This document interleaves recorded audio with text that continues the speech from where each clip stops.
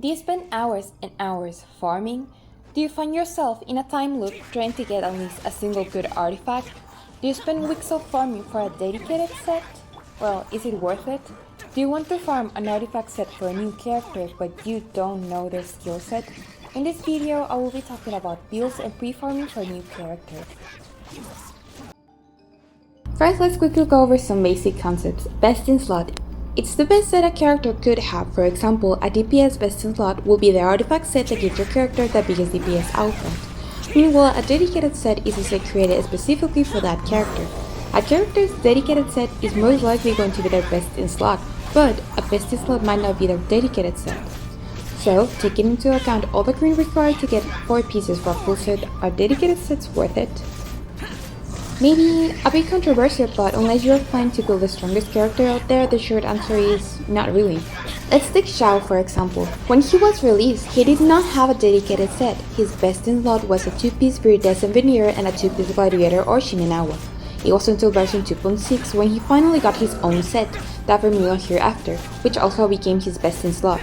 However, the DPS margin is so small, a lot of players, including myself, decided that the time and resin needed to get that small DPS bonus with optimal pieces just wasn't worth it. Also, because the 2-piece effects from the Veneer set and the Gladiator are so useful in other characters, you can pretty much just give them to any animal or attack-based character and it will work very well.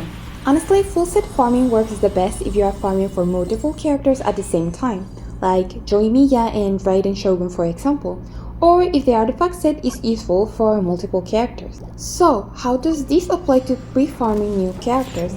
When a new character releases, players spend a lot of time investing farming bosses, selling material, weapon materials, and on top of that, a dedicated set, and the artifacts being the most time and resin consuming part. So to avoid this, you can pre-farm other existing sets, as long as you know the character's element. Or you might not even need to farm, you might already have some good pieces. Let's take the Fontaine characters to explain.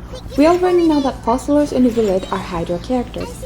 And so far the pattern we have seen for Hydra is that all the characters except for Mona and Child having HP based. So I think it's pretty safe to assume that Fossilors and Neuvillette are going to be HP based as well. Therefore, an HP focused artifact set like Tenacity of the Millelith or Vurkasha's Glow, or even a Hydra bonus like the Heart of the Depth or Nymph's Dream are very likely to work well for them. And also, you probably already have some good pieces because they have been out for a while, or you might have already built a character with them, so you might not even need to farm.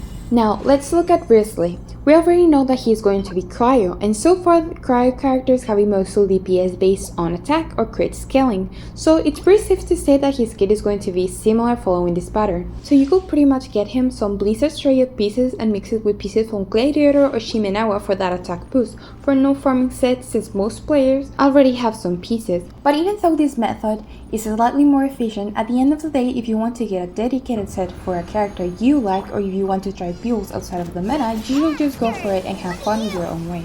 Let me weave you a verse. Rain outlines your face.